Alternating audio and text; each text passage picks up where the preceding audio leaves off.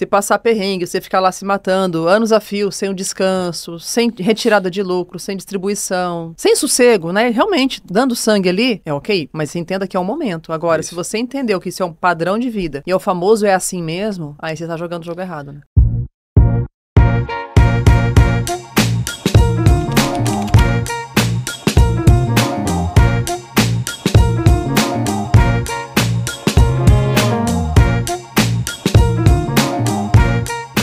Seja bem-vindo ao podcast Liberdade Empresarial, o podcast que é feito para você, empresário, que deseja viver com lucro, liberdade e propósito, tudo isso junto, sem ter que escolher uma coisa ou outra. Eu sou Carolina Santos e estou aqui para te guiar, para te conduzir nessa jornada incrível.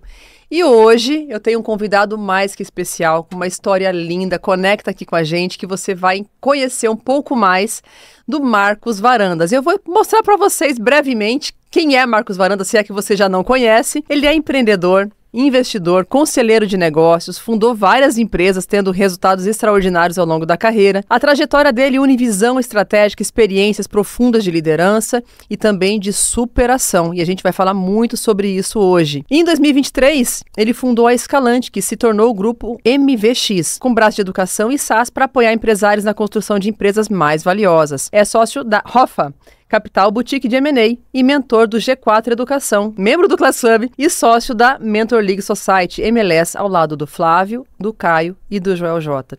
E hoje lidera o Equity Club, programa que transforma empresas comuns em ativos extraordinários, unindo propósito, método, crescimento com legado. Seja muito bem-vindo, Marcos Varandas. Muito obrigada pela tua participação. Carol, muito obrigado pelo convite. É uma satisfação enorme estar aqui conversando com você e com a tua audiência. Eu que agradeço. Gente, se você ainda não conectou, ainda não entendeu quem é Marcos Varandas Filhos, eu vou deixar aqui a dica, tá? Talvez você já tenha assistido o filme Inexplicável. Pois é, a história da família dele, do filho dele, inspirou esse filme que ficou entre aqui, deixa eu achar, top 10 em 19 países e top 3 global, no Netflix. Então, foram mais de 13,5 milhões de views na Netflix em 2025. Se você não assistiu, assiste o filme Inexplicável. Eu chorei do começo ao fim. Você deve ter ouvido muito sobre isso, né? De pessoas que realmente se emocionaram, se comoveram. Sim. E vamos começar por aí, né, Marcos? Como foi participar, né? Ter a sua história, a história da sua família distribuída no mundo, né? Praticamente através do Netflix. Conta pra gente como foi essa experiência. Pra gente tem sido, né? Uma experiência, assim, maravilhosa que Deus tem nos permitido viver. Porque quando a gente estava no hospital, vivendo todo o problema que Gabriel teve, né? E, sim, desenganado, né? Várias vezes mais perto da morte do que da vida. A gente conversava, né? Eu e Ana, a gente conversava e falava assim, a gente profetizava duas coisas. Uma é que ele iria ficar bom e queria jogar futebol. E a segunda é que a gente iria sair dali para dar o testemunho. E quando o tempo foi passando, né? E Gabriel foi realmente se recuperando contra todos os prognósticos, a gente viu muito claramente que Deus tinha nos preparado para poder realmente dar esse testemunho. A gente foi convidado, né, por várias igrejas da nossa região, somos de João Pessoa. A história acabou tomando uma proporção grande lá na cidade. E a gente foi convidado por igrejas, que eu não sei nem dizer o nome, algumas, assim, são várias religiões que realmente que nos convidaram e nós fomos em todas, né, sem discriminação de nenhuma religião. A gente acredita que é o único Deus e é por ele que a gente tem falado. A princípio, isso é bem legal falar, eu tinha muita vergonha, né? Eu não era de palco, não era de estar falando, né? Só que a gente entendia que tinha um propósito, que tinha uma missão e fomos vencendo a timidez, fomos vencendo, né? Você fala fomos porque tua esposa também. Isso, não era só eu. E ela até hoje ela tem muita vergonha ainda. Ela, toda vez que a gente vai subir no altar, no palco para falar, ela vai se tremendo toda, mas vai. Ainda não dá para fingir costume. Não dá, mas vai. Aí isso é o importante, assim, a gente não vai se abster de fazer o que tem que ser feito porque tá com medo, porque não tá preparado, porque não tá pronto. A gente vai e fomos. E durante muitos anos nós demos os testemunhos nessas igrejas e até que em 2018 a gente resolveu lançar um livro. Por que 2018? A história aconteceu em 2013 e em 2018 completava 5 anos da cura, né? Porque o problema de Gabriel ele tem a origem num tumor cerebral e aí com 5 anos depois que ele não tem nenhuma recidiva ele é considerado curado pela medicina. E aí a gente resolveu comemorar com um livro. E por que também o livro? Porque quando a gente falava do testemunho, uma das coisas que eu mais procurei enquanto o Gabriel estava no hospital era alguém com quem eu pudesse conversar que tivesse passado por um problema similar, e eu não achei Uau. essa pessoa. Não que não existisse, porque hoje eu sei que existiam Aham. vários, mas na época eu não encontrei. E a gente queria que essa história pudesse chegar exatamente naquele pai, naquela mãe que estava precisando. E lá naquele momento da UTI ele não estava ouvindo o nosso testemunho. Então a gente queria que o livro tivesse essa missão, né? E aí a gente procurou o Felipe, que é uma pessoa, um amigo, um jornalista, escritor, e aí a gente o convidou para escrever e contar essa história. E ele fez num formato que mistura um pouco de jornalismo e um pouco de romance. Ele teve mais de 60 horas de entrevistas com todas as pessoas que participaram, médicos, fisioterapeutas, Uau. enfim, familiares, né? Muita gente participou, e ele leu todos os prontuários médicos do período, que foram muitos, foram mais de 2 meses de hospital. Então, 2 meses internado. Internado, sendo quase todo o período na UTI. Caramba. Então teve muita coisa no prontuário, ele leu tudo, e tudo que ele construiu para o livro, ele tem fatos duplamente checados. Então, ou 2 pessoas falaram, ou alguém falou e também está no prontuário. Tudo teve duas fontes que confirmaram. E ele escreveu em formato de romance.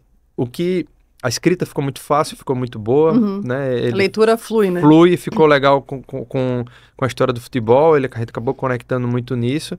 E aí, a partir do livro, a história começou a ganhar uma proporção grande, não pelo livro em si, mas por coisas que aconteceram depois. Foi um livro de produção independente, foi eu que paguei.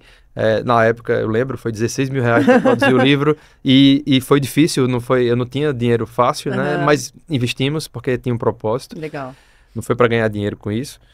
E depois disso a história acabou tornando pública na Globo, a gente sabe reportagem do Esporte Espetacular, reportagem com o jogador do Fluminense, ida para o Rio, foi várias coisas que aconteceram.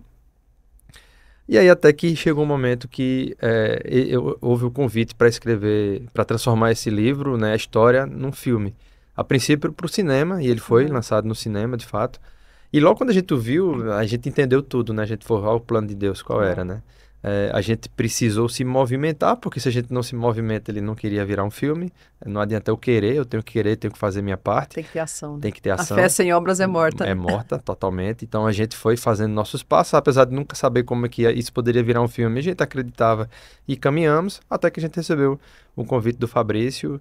Ele estava procurando uma história que envolvesse criança, envolvesse elementos de superação e esporte. Uau. Então encontrou... Tudo num só. Tudo num só, encontrou... E já era a Netflix quem buscou, não? Não, o filme era uma produção independente também, mais uma vez como no livro, mas era uma produção independente, era o primeiro livro produzido por essa produtora de filmes, a Clube Filmes, e para o cinema. E ele foi lançado no cinema no final do ano passado, final de 2024. Não teve tanta repercussão no cinema, claro, dentro da nossa bolha, dentro da gente existe, ok, mas não houve uma repercussão muito grande, até a gente...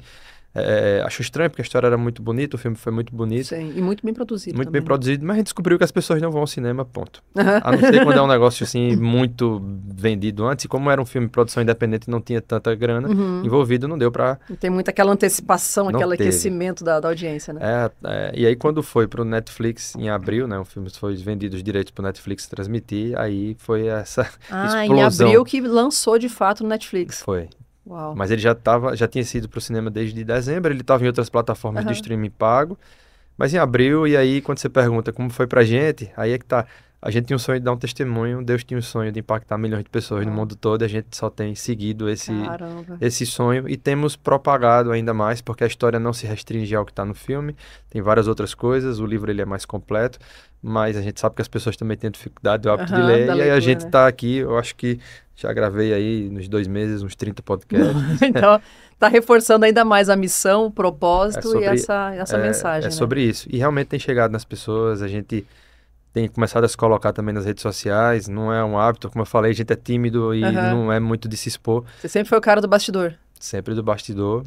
E aí agora a gente tá se expondo mais, e porque as pessoas querem, a gente posta alguma coisa, as pessoas pedem mais, então a gente tá começando a se colocar, entendendo qual é a necessidade. Legal. E estamos seguindo. Eu vejo assim, uma percepção minha, né? Quando a gente tem um propósito e a gente abraça ele, vai fazer o que tem que ser feito, deixa de ser sobre a gente, né? Então, eu tenho vergonha, eu não gosto de me expor, não gosto de palco. Hoje eu já posso Filho não é sobre você, né? hoje eu já posso dizer que eu gosto. Já assim, aprendeu a gostar. Já me habituei, venho cada vez treinando mais, tenho produzido palestras. Esse ano, eu preparei uma palestra profissional para poder tocar no tema, tenho feito. Legal. Envolve tanta parte empresarial que eu construí ao longo do problema de Gabriel e com os aprendizados, como também a gente traz muitos elementos que o filme não conta para poder trazer um pouco dessa curiosidade que as pessoas têm. Bacana. E mexer com cada um. Que legal. Então, a gente tem aberto frentes, né, diferentes para poder tocar realmente as pessoas de todas as formas. Firme na missão, né? Firme na que missão. Legal. Mostra pro pessoal o livro. Ali que tem um livro aqui, gente. Então, esse livro, onde é que eu mostro ali? Naquela câmera. Esse livro a gente lançou em 2018 a primeira versão dele, em produção independente, como eu falei aqui. E agora a editora Buzz relança o livro nacionalmente, uma grande editora, com vários elementos do filme, tem fotos, tem um capítulo novo escrito por mim e por Iana. Então manteve a essência do original, fez um upgradezinho. Isso, e com a capa do filme, com a autorização dos atores, e aí agora a gente entende que tá chegando já em muito mais gente, tá em pré-venda na data que a gente tá gravando aqui. Então tá em pré-lançamento hoje aqui, final de julho, tá em pré-lançamento. Tá em pré-venda na Amazon, provavelmente depois quando vocês forem assistir já vai estar vendendo. Já vai estar vendendo e enfim, também nas livrarias do Brasil todo é distribuído pela editora Buzz. Bacana. Então, gente, e como você falou, o livro ele traz mais elementos, traz outros detalhes que, lógico, imagino que no filme algumas coisas foram adaptadas. Sim. O que você vê assim que não foi tão real, né, que está no filme por adaptação mesmo, né? Tem toda uma narrativa, tem toda uma necessidade cinematográfica, né? É a famosa licença poética, Ponto. né? Tem que ter. Assim, honestamente, como eu falei, eu já estou gravando, são muitos, e na medida que logo quando saiu o filme, eu enxergava algumas coisas que hoje eu já enxergo um pouco diferente, né? Então, por exemplo, você fala da minha fé. No filme, ela é colocada de uma forma como se para algumas pessoas, como se eu fosse ateu. E eu nunca fui ateu, eu sempre estive muito perto de Deus. O que acontece é que a gente viveu ali uma experiência de fé muito forte. Experiência que a gente nunca tinha vivido antes. E aí, quando a gente se coloca num momento, numa situação de um problema, né, muito grande, é que a gente realmente vai entender como é que é a nossa fé, né? Você se questionou do tamanho da sua fé? Na época eu não me questionava, mas hoje, olhando com um olhar de espectador, né? Quando é a gente tem dificuldade de reconhecer algumas coisas e isso tá tudo bem para mim. Por mais que eu me visse uma pessoa de muita fé, talvez eu fui vivendo essa experiência de fé apesar de que antes eu já acreditava em Deus. Porque fala assim, fé é acreditar em Deus? Não, fé não é acreditar em Deus, só acreditar que Deus existe. Não, Deus existe, eu posso acreditar que Deus existe e não ter fé, porque fé é de fato a gente se entregar, se colocar no colo, entender que Ele está conduzindo, entender que Ele vai fazer o que é melhor e que Ele pode tudo e que Ele vai fazer. Em algum momento você duvidou que Ele ia fazer?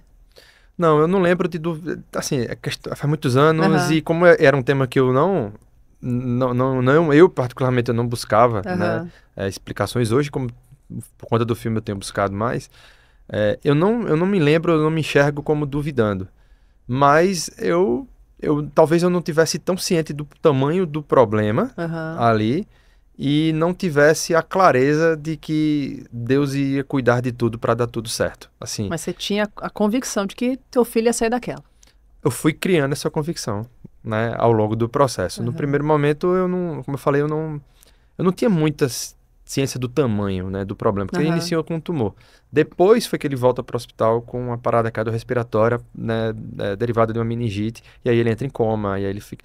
E essas coisas, assim, a gente foi vivendo, né, o dia a dia. E Ana estava grávida, do Davi. Tava dando aflição, a gente vê ela grávida no filme. Tinha 5 meses, tinha a Rafa que tinha 5 anos, que era pequeno, dependia da gente, tinha uma empresa que eu estava iniciando naquele momento. Então era muita coisa, eram muitos elementos, e eu não me recordo de duvidar. Não me recordo. Se alguém viu em algum momento, eu não sei, eu não lembro. Mas sim, eu tenho certeza que eu vivi uma experiência de fé que nos aproximou muito de Deus, ao ponto, como eu estou falando, de eu vou dar o testemunho sabendo ou não, eu vou falar em público querendo ou não, eu vou seguir, porque a gente tem certeza que foi por Deus que tudo viveu. E quando, daqui a uns 100 anos, quando eu morrer, que eu quero que demore bem muito, eu vou ter um papo com ele bem longo, assim, vai ter muito tempo para Pode conversar. ter certeza que a tua lista, né, A de lista tá pessoas grande. impactadas está grande, né? É. Com certeza. E Marcos, conta pra gente, antes desse episódio, desse processo todo, que imagino que deve ter sido um baque para todo mundo, né? Uma situação bastante delicada. Quem era o Marcos antes e quem é o Marcos após esse episódio todo? Quem você se tornou com essa dor, com essa, né, com esse momento todo de desafios? Acho legal quando você pergunta quem você se tornou. Quem você tem se tornado, talvez, né? Também, mas às vezes não é que a gente se torna, a gente se reconhece, né? A gente já tá dentro da gente, Boa. só que a gente não foi colocado naquela situação e por conta disso a gente não reconhece. Eu não sei dizer se eu me tornei ou se estava guardado aquilo, porque se tornar é mudar. E eu não sei até que ponto A mudou. versão já estava lá dentro. É, só porque tava... pensa, a gente eu vivia missa diária durante um tempo com Iana, a gente parou de frequentar, não porque eu quis, porque a rotina foi me afastando. Aham. E aí a gente foi deixando de lado muitas coisas de igreja. Mas dentro da gente sempre foi pessoas boas, a gente sempre ajudou muitas outras pessoas, assim, tanto é que foi uma comoção muito grande quando o Gabriel teve doente, porque as pessoas gostavam muito da gente, e tinha muitas Legal. pessoas próximas a gente, muito relacionamento. Eu e Ana, nós somos amigos de infância, desde os 8 anos a gente é amigo, então a gente se conhece há muito tempo, nossas Legal. redes de amigos é em comum, a maior parte. O que eu posso dizer, assim, é que se eu tinha resiliência, eu passei a ter muito mais.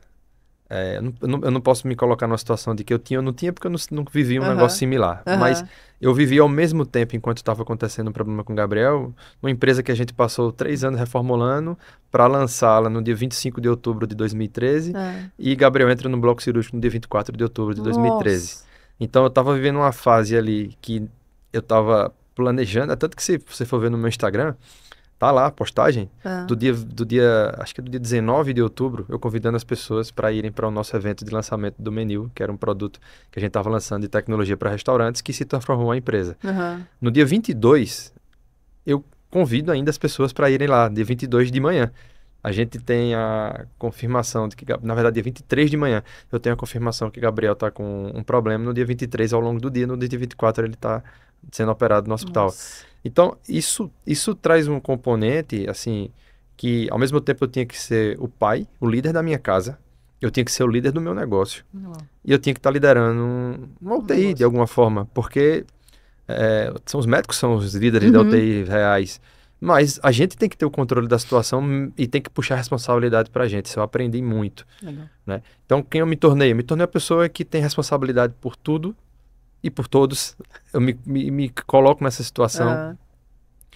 Uma pessoa que acredita, o não acreditar é tão louco quanto acreditar. É a frase da minha vida, é a frase que eu levo adiante. Repete ela pra gente? Não acreditar é tão louco quanto acreditar. Tá aqui. Acho que tá na capa, né? Tá na capa, a gente colocou na contracapa. A não história do filme. Acreditar é tão louco quanto acreditar. Exatamente. E eu trouxe isso pro meu negócio, né? Eu lembro demais quando, em vários momentos, eu estava lá em João Pessoa, tocando, o negócio não morreu, o negócio continuou, a gente foi fazendo vários ciclos de crescimento. E quando eu falava que queria ser líder nacional do meu negócio, estando em João Pessoa, as pessoas diziam, você tem que mudar seu DDD para 011, você tem que ir para São Paulo, você tem que sair daqui. E eu dizia, não posso, meu filho está em processo de recuperação, eu não vou para canto nenhum, eu vou continuar aqui e a gente vai ser líder daqui e o meu DDD vai ser 083, e é até hoje. Legal. E as pessoas me respeitam pelo que eu sou, não por conta de onde eu estou. Né? E então, eu aprendi que diagnóstico não é destino. Não adianta o que as pessoas vão dizer sobre. A questão é como que a gente vai encarar aquilo e de que forma a gente vai buscar o final que a gente espera, né? Que a gente deseja. Então, isso são coisas e são elementos. Aprendi a conviver com o medo. Por que aprendi a conviver com o medo? Porque depois do que Gabriel teve, a gente tinha medo toda hora. Né? E aí tem uma frase do filme, né, que a fé tem que ser maior do que o medo. A gente vive isso há 12 anos, né?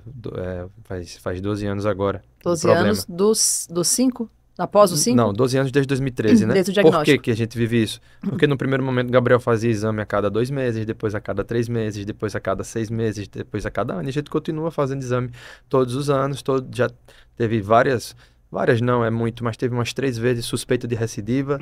A gente vai no médico, enfrenta aquilo ali, de repente ele vai para dentro. E a gente tá vivendo, tá convivendo com medo. As pessoas acham que depois ficou tudo uma maravilha, que tá tudo bem, estala os dedos e tá tudo não certo. Não é? Não é? Sempre tem uma possibilidade, né? Então não é bem você assim. convive com a possibilidade. A gente convive com medo. Assim, ele tá bem, ele é curado, não tem nenhum problema, Gabriel dirige. Poxa, imagina, uma pessoa que teve tudo que ele teve, não tem nenhuma sequela ao ponto de estar dirigindo. Para mim isso é o máximo, porque dirigir é você estar autônomo com uma máquina, andando numa rua, envolve equilíbrio, cognição, fazer várias coisas simultâneas. Ele conseguiu. Caramba. A gente não teve medo? Muito. Muito medo vai colocar ele para dirigir, porque o tumor dele foi na região do cerebelo. 4 centímetros de tumor. Então, mexeu muito na região dele do equilíbrio. Independente dele estar bem, foi mexido. Não tem como... Não tá original, né? Não tá original. Não tem como, né? Ele dirige.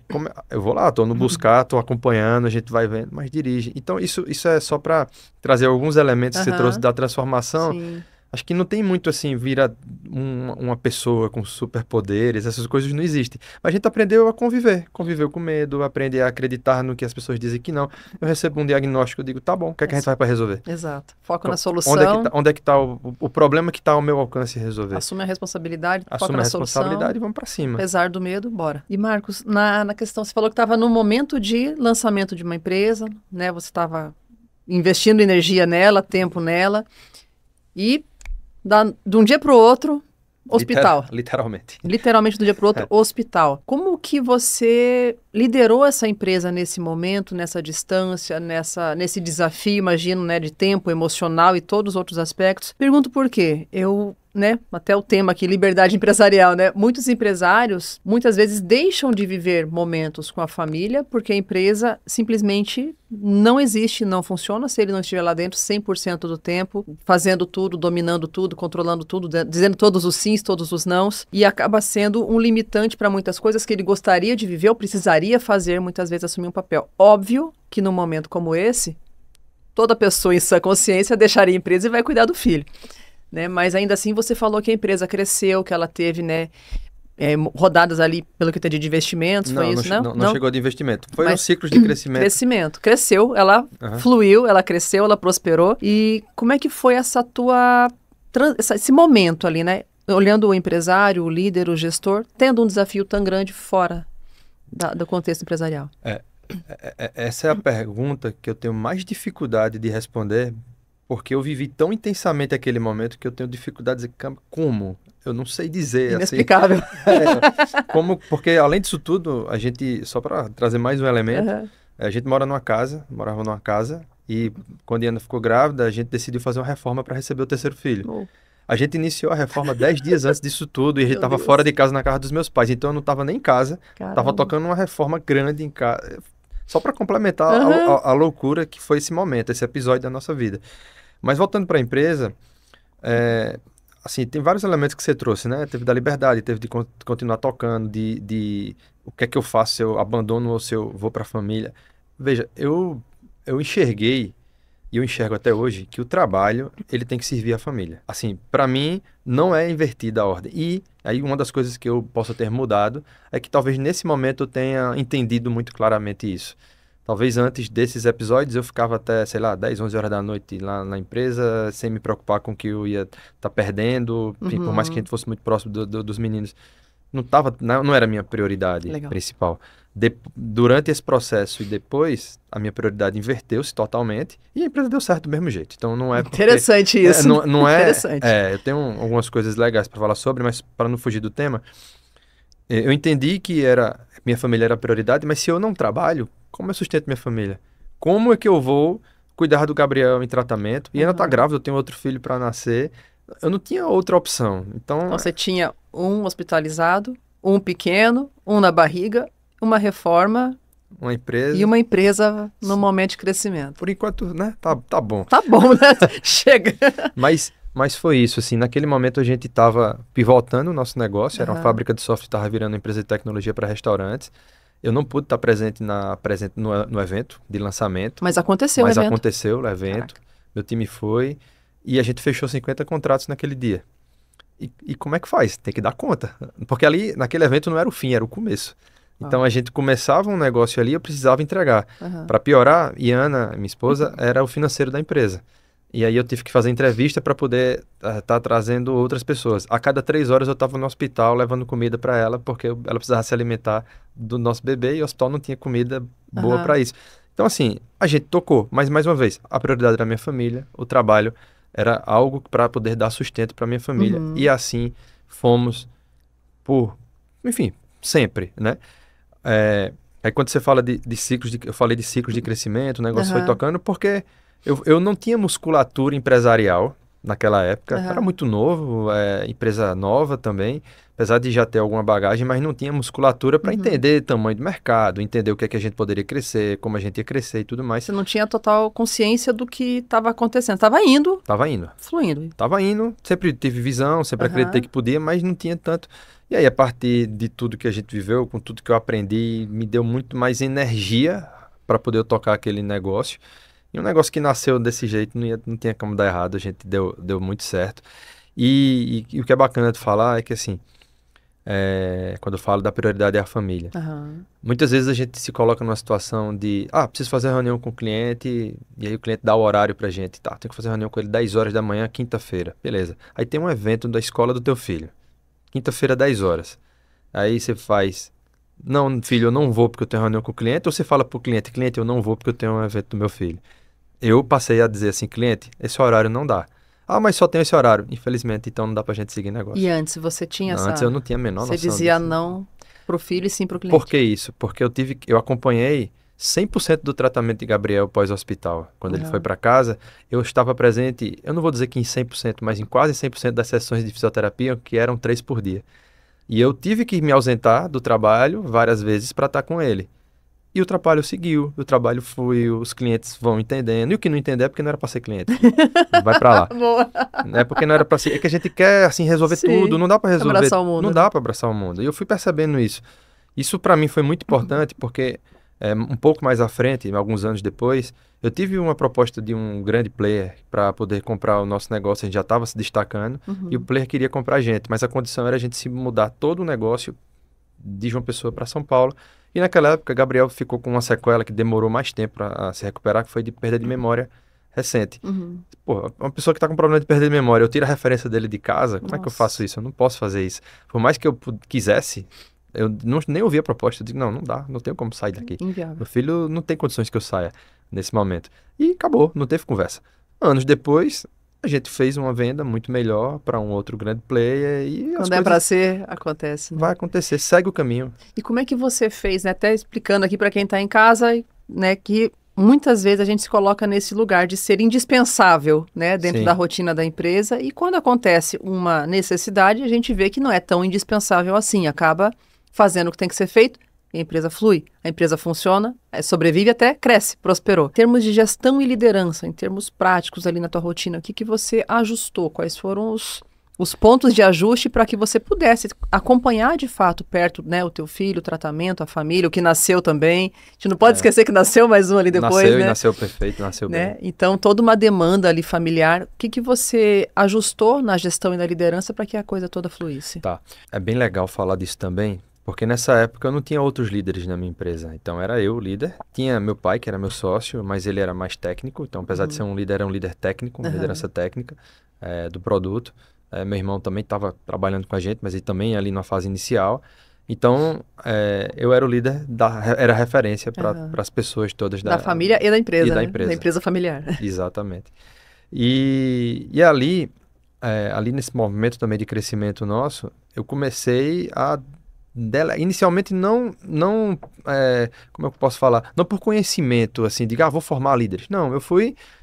minha cabeça era assim, eu preciso começar a deixar de fazer algumas coisas para poder focar no crescimento e ter tempo para minha família. Legal. E aí no que eu fui focar em outras coisas, eu fui tirando de mim algumas coisas, do tipo a área de atendimento ao cliente, aí fui organizando, depois fui organizando a área comercial, fui organizando área por área e naturalmente fui entendendo que precisava de alguém para estar liderando aquilo ali. Então eu fui aprendendo liderança na prática, eu não tive uma escola de liderança, foi na real. Óbvio que depois eu comecei a estudar, participei de muitos movimentos, a gente foi da Endeavor, então eu fiquei 2 anos no ciclo da Endeavor, assim, bacana. Tive acessos a grandes empresários e aí fui entendendo como é que era, de fato, ter líderes, ter pessoas que pudessem tocar o negócio e tudo mais.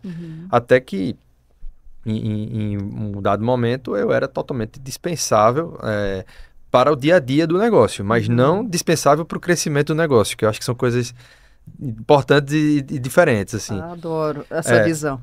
Porque uma coisa é a gente entender que o negócio pode rodar sem mim, mas a gente tem que entender que a gente é a mola importante para fazer o negócio andar. É o motor que vai fazer essa máquina girar, né? É o motor que faz girar, é o motor que está lá empurrando todo mundo, é o que traz a visão, é o que faz a conexão. Boa. Então eu me dediquei muito neste ambiente de fazer o negócio crescer, trazendo visão, me relacionando fora, estudando, e fui trazendo, né, para dentro da empresa todo esse movimento e fui formando líderes. Errei várias vezes, peguei o melhor cara pensando que ele ia ser o melhor líder e não era. Aí Quem volta, nunca, né? Quem nunca fez isso? Depois a gente se ajusta.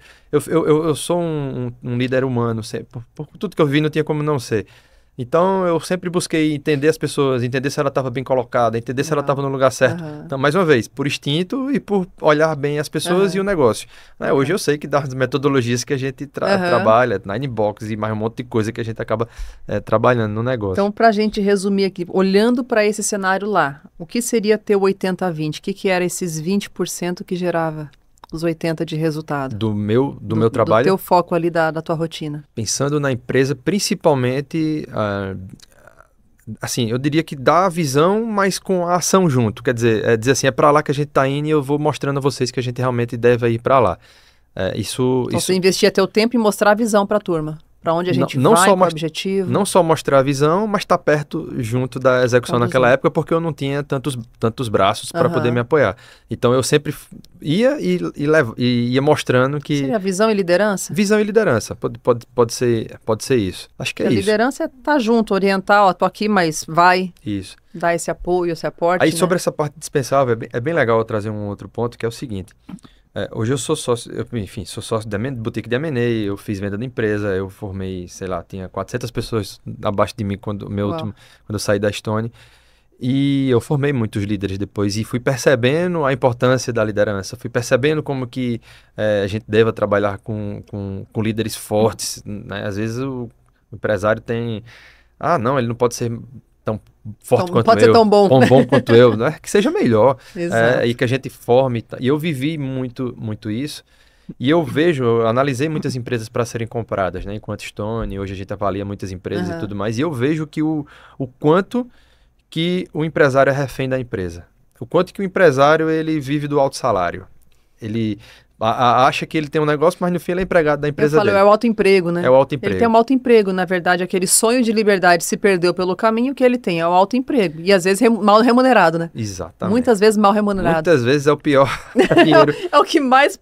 mal pega uma ação trabalhista, pega todo o dinheiro que ele guardou na pessoa física. Essa é a realidade. Essa é a realidade. Então, construir um negócio visando você ser dispensável, mas importante, é o que eu mais acredito. Perfeito. E eu entendo que esse é o caminho que a gente tem que seguir. Compartilho muito dessa visão e eu até, quando eu treino empresários, eu falo, a meta é ser dispensável para a operação. Isso. Eu preciso olhar para a operação e falar, vai funcionar comigo lá? Ou se eu não estiver lá, vai funcionar também. Mas se eu tiver, eu vou lá para melhorar. Eu vou lá para implementar mudanças, para analisar, fazer uma análise crítica, para realmente acelerar aquele processo, né? Melhorar o processo. É que quando a gente fala de operação, tem a operação mais braçal, mas tem, por exemplo, ir dar uma palestra e fazer um evento. Sim. Isso não deixa de ser operacional. Total. Mas eu conecto com um operacional no viés de crescimento do negócio, que aí você realmente tem que na alavanca certa. Tá na alavanca, Tá na alavanca certa. Muito bom. Marcos, eu vi tanto no material, né, de apresentação seu, quanto na tua narrativa também, na tua fala, você fala muito de propósito. E eu percebi também uma questão de propósito e legado. Como é que você enxerga isso, né? Tanto com a tua história de vida, quanto com as suas empresas. O que para você isso representa? Legado. Legado é um nome que eu gosto de usar, que representa muita coisa. E que, por muito tempo, eu fui construindo um legado de maneira não intencional. Fomos vivendo, fomos fazendo as coisas que tinha que fazer, fui tocando uma empresa sem entender de fato o que era, né? Acho importante falar sobre isso, porque senão, tu sabia? Não, eu vim descobrir de fato... No caminho, né? No caminho. Foi encontrando no caminho. Fui encontrando no caminho. E quando a gente está falando de legado, eu posso olhar legado como uma história que eu deixo, eu posso falar de legado como o que eu deixo nas pessoas, né? Tem várias definições, tem vários temas que a gente gosta de falar. Aí eu gosto de olhar legado pela ótica do longo prazo. Pela ótica do... Eu estou fazendo hoje para colher ou vou deixar para outros... Alguém vai colhendo. Para outros colherem. E aí quando eu estou olhando isso no ambiente da nossa história, caramba, a gente tá com um filme, tá com um livro, tá com um testemunho, mas eu ainda não acho que tá suficiente. Olha. Eu entendo que... Eu achava que quando a gente fizesse o... Por isso que eu tô falando que o legado a gente pensa, mas vai... Uhum. Quando teve o filme, eu achei que tinha concluído. Digo, acabou. Aí daqui a pouco vem o filme e vem mais um turbilhão de coisa que acontece na nossa vida. Abriu um monte de porta nova. Aí daqui a pouco vem um lançamento do livro. Aí daqui a pouco a gente começa a se posicionar nas redes e o pessoal faz, não para, fala mais. Caramba. Eu não sei onde vai parar. Sinceramente, eu não sei. Aí eu acabei a gente decidiu, vamos indo. E deixa Deus nos Só levar. obedece, né? Vamos indo. Vamos entender. O pessoal fala, vocês não vão abrir uma mentoria para casais? Eu digo, se for da vontade de Deus, vai. Assim, a gente tá indo, não tô planejado, mas pode acontecer.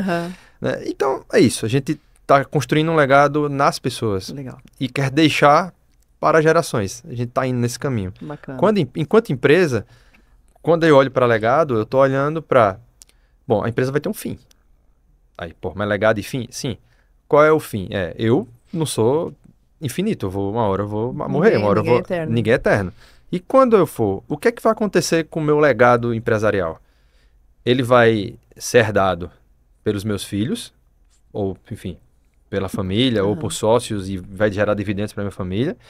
Vai ser vendido. Isso o Flávio fala muito, né? Vai ser vendido ou ela vai morrer junto comigo. E aí, olhar a empresa sobre a ótica de legado é você ter clareza de que ela vai durar para o longo prazo. Para ela durar no longo prazo, ela tem que continuamente crescer, porque não existe estabilidade nos negócios. Então, eu preciso estar sempre inovando, eu preciso estar sempre trazendo novos negócios, de fato, para a minha empresa. E olhando 10 anos, 15 anos. E quando eu estou olhando para isso, se eu coloco uma energia grande de crescimento, que seja capaz de fazer ela crescer 5, 6, 7, 8, 10 vezes em um espaço de tempo, seja em 7 anos, 8 anos que seja, eu estou me proporcionando a oportunidade de alguém me comprar. Por quê? Porque ninguém compra empresa que não cresce. Exato, ninguém né? compra empresa quebrada, né? Ninguém compra empresa, a não ser que está passando ponto. O famoso passar o ponto. Fica Que bom não de comprar, né? que não é o que a gente quer. Então, se eu estou projetando um crescimento e estou entregando um crescimento, alguém que tenha mais dinheiro que eu, que tenha mais acesso que eu, que tenha uma capacidade de plugar o meu negócio no negócio dele, fazer aquilo acontecer mais rápido ou ir mais longe, vai me comprar. E o que... mas eu não quero vender minha empresa. Eu faço, tá bom, se eu chegar com 1 bilhão na tua frente, tu vende ou não? Não, mas ninguém chega ao fim, então não é que você não quer vender, você somente não acha que ela vale tanto. Quanto? Né? Então, se você constrói uma empresa para deixar de legado ou para vender, no fim é a mesma coisa. Eu estou construindo uma empresa voltada para o longo prazo. Exato. E pode acontecer que tenha uma surpresa boa no meio do caminho de alguém chegar com um cheque bom para comprar. E quando isso acontece, olhando para a liberdade, isso aconteceu comigo, eu pude, de fato, ter liberdade de tempo, liberdade de financeira, né? Geográfica, financeira e fazer o que eu quiser. Boa. Durante bons meses, hoje um pouco menos, porque a gente está envolvido com muitas coisas ao mesmo tempo, mas durante bons meses eu estava com meu filho de tarde, levava ele para o futebol, para o beach tennis, coisa que eu não pude fazer por muito tempo, né? E eu pude fazer porque eu quis fazer. E quando eu quis empreender de novo, foi porque eu quis também. Então, liberdade é fazer o que você quer. Exato. Eu acho a liberdade é fazer porque quer, porque pode, não porque precisa. E é isso. Né? Fazer porque quer, porque pode, não porque escolher precisa. o que fazer. Então, liberdade é escolha. Exato. É você que realmente ter essa capacidade de escolher. Marcos, você se aposentou? Não é que eu me aposentei, mas hoje eu posso escolher. Exato. E o fato de eu poder escolher, isso para mim representa... Inclusive, escolher vender a empresa ou não. É uma escolha. Não por estar no sufoco, não por estar necessitado, mas porque eu escolho vender. Eu escolho não vender. Eu escolho passar herança, né? Como um legado para os filhos. Ou eu escolho que faça fusão e aquisição. É escolha. Liberdade é isso, né? É escolha, é isso. E aí olhar para legado é olhar a longo prazo e é olhar algo que cresce de maneira consistente. Por mais que tenha algumas embicadas, mas que cresça ao longo do tempo, né, no longo prazo. Agora, resgatando a ideia lá do autoemprego, né, pelos que eu vejo, né, que eu converso muito com empresários, imagino que você também, né, inclusive pela Boutique D&A tem muitos acessos. Você percebe que a visão de autoemprego ainda é mais forte do que a visão de crescimento, de legado, de venda, de herança, enfim. Total. A gente tem um trabalho de conscientização muito grande a ser feito.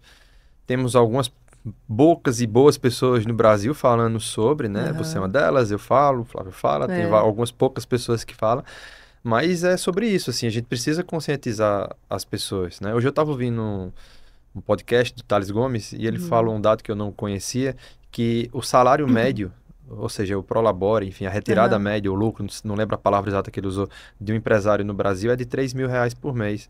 Caramba, isso é um absurdo.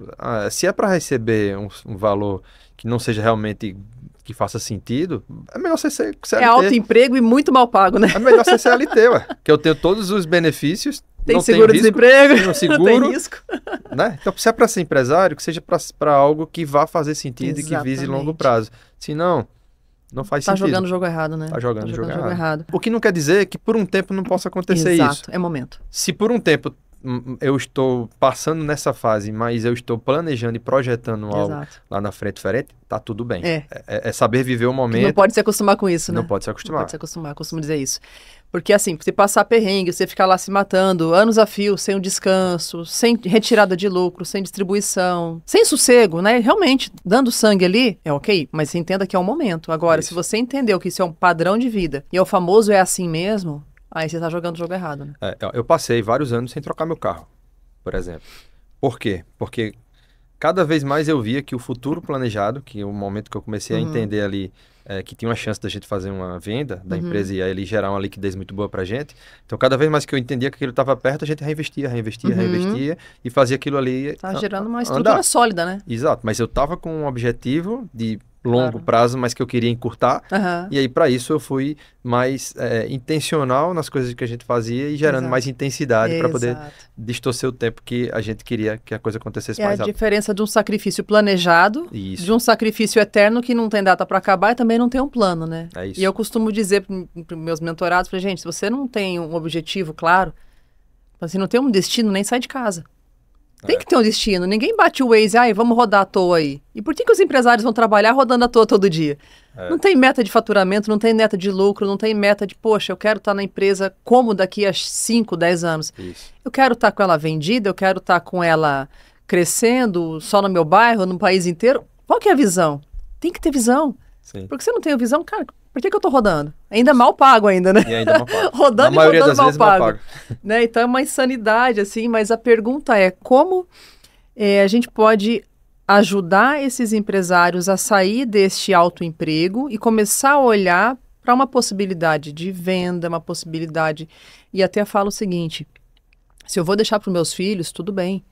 Mas deixa algo bom para os filhos, né? Não deixa uma bomba relógio armada ali, aí não né? É deixar legado, né? É deixar um cavalo de Troia, né? Deixar um rojão. É deixar algo bom. Deixar algo bom. Então, se você ama teu filho, deixa algo bom para ele. Não deixa um rojão aceso, não, gente. Né? Faz uma empresa com gestão, com processo, com liderança, com estrutura, com governança. Faz a coisa bem feita. Agora, se você odeia teu filho, faz de qualquer jeito e que hora que você for, ele vai estar com a vida toda estragada. Você vai estar contribuindo com o caos na vida dele, né? Então... olhar para esse cenário, né? Como que a gente pode ajudar a educar, né, esses empresários a olhar para a empresa não só como um ganha-pão, mas de fato como um negócio que merece talvez receber um investidor, receber um sócio, ser vendida, ou se for passar para os filhos, eu vou passar algo bom, vou passar algo íntegro, né? Eu gosto de olhar negócio, você falou ponto A e ponto B, né? Que seria o destino. Muitas vezes as pessoas estão olhando o ponto A ao ponto B apenas numa linha reta onde tem cifrão ali. Então, eu vou vender e, consequentemente, está tudo certo para a minha empresa. Vai ter um comprador, vai ter isso. Não é só isso.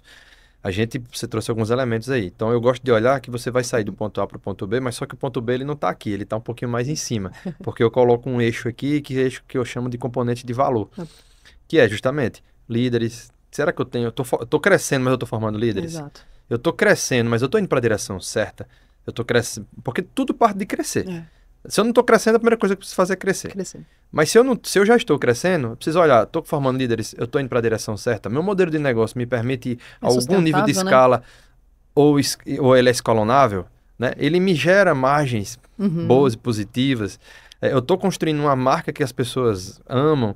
Então, são vários elementos que eu gosto de trabalhar que estão ali nessa coluninha de valor. Pô, check, check, check, ou não check. Aí você está construindo uma empresa que pode a qualquer momento, a qualquer crise, a qualquer coisa vai acabar, por mais que ela esteja gerando caixa ou gerando receita. Então, Exato.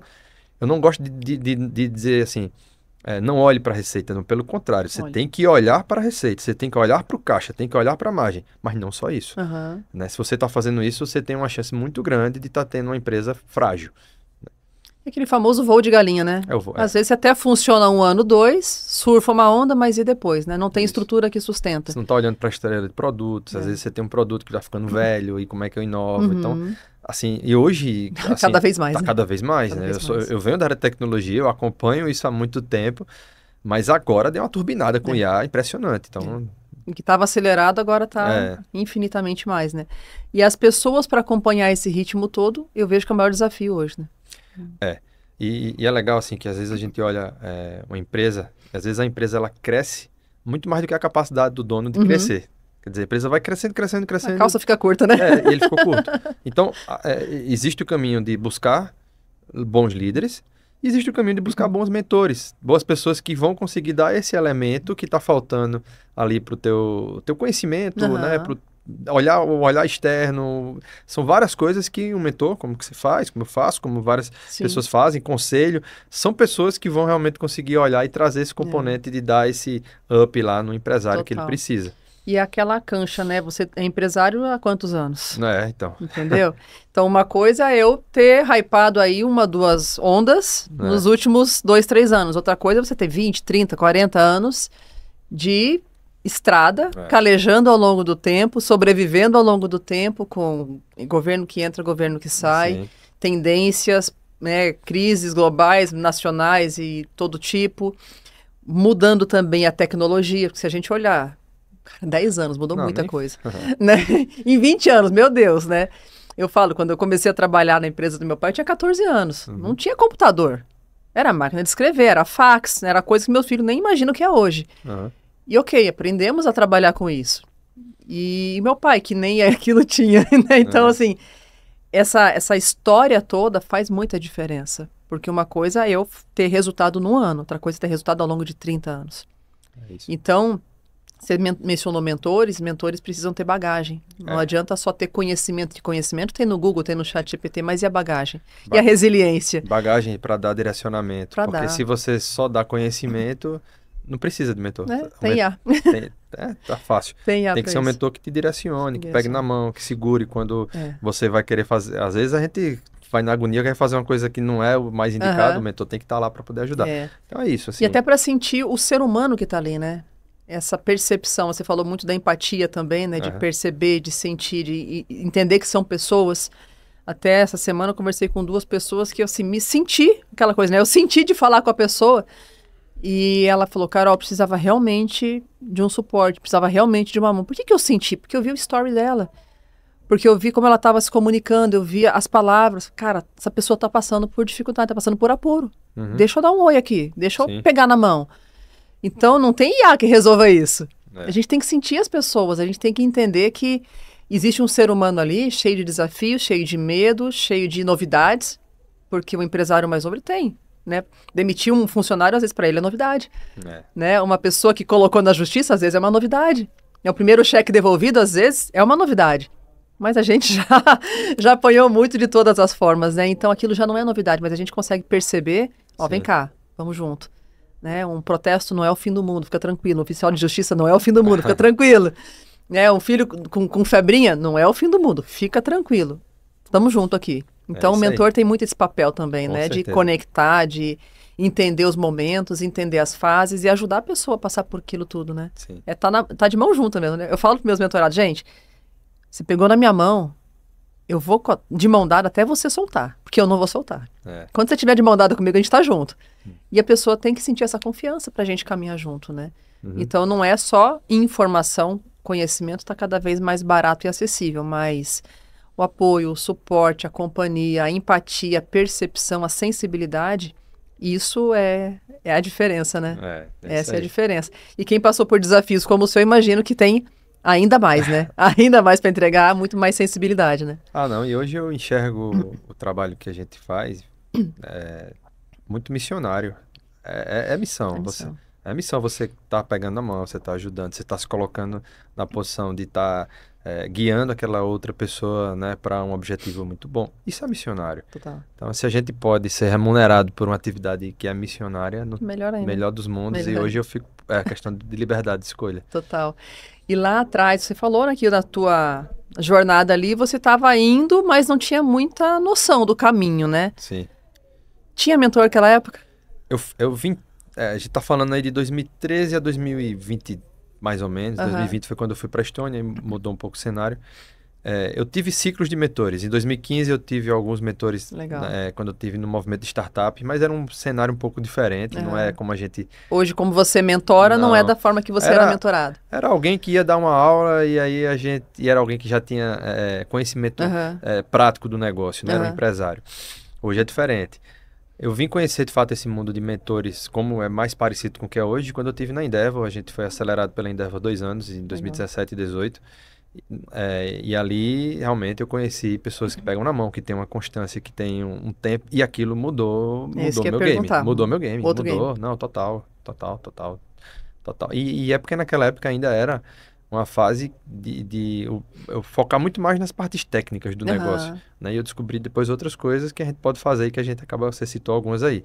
Mas mudou meu negócio, mudou totalmente. É importante, né? E sendo mentor também, você enxerga o quanto os seus mentorados também Perfeitamente. têm ganhos que, se fosse no Google, isso é muito satisfatório, buscar respostas fora ou tentando sozinha, demorar muito mais. Sim, sem dúvida. Acelera, né? Show. Que delícia, Marcos. A gente já falou bastante aqui, com certeza, se largar, né? Falar mais um dia inteiro, mas precisamos encerrar, gente. E você viu, assim, assiste o filme, gente. Assiste o filme que se você não assistiu, você vai entender muito mais, né, do que a gente conversou aqui. Você vai conectar muito mais com os desafios que ele viveu. E quero que você também passe para o pessoal, Marcos, que está em casa, né? Imagino que desafios todos vamos passar nessa vida, né? Na vida a gente vai ter aflição, mas tem de bom ânimo, aguenta firme. É isso. Né? Porque tudo é passageiro, né? Tudo é passageiro. Mas para quem está passando desafios, uns passam maiores, outros menores, em determinados momentos da vida, né? As coisas acontecem. Que você tem de aprendizado, Marcos, você pode trazer talvez para confortar quem está em casa, para alegrar o coração de quem está em casa, ou para realmente orientar, instruir quem está em casa. Eu estava lendo uma passagem hoje, e você está me falando aí, tem uma conexão com essa passagem. Nada por acaso, né? Eu vou pegar aqui uma passagem de Provérbios, né, que ele fala: mas a vereda dos justos é como a luz da aurora, que vai brilhando mais e mais até ser dia perfeito. Uau. Isso é em Provérbios 4:18. E o que é que essa passagem diz? Que se você está no caminho dos justos, teu momento vai chegar.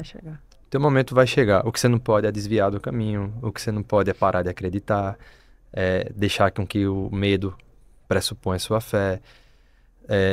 Não querer colocar plano B nas coisas. Fazer o plano A dar certo, seja de um jeito ou seja de outro jeito. Ou seja, buscar alternativas. E tá na passagem que não vai acontecer de um dia para o outro. É como a aurora. Vai clarear. Vai clarear. Não vai aparecer no sol do meio-dia. Vai clareando, né? Como amanhã.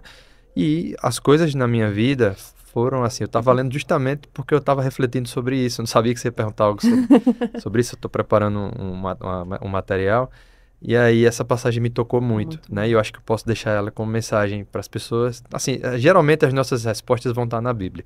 Para tudo que a gente for procurar, vai ter uma resposta na Bíblia.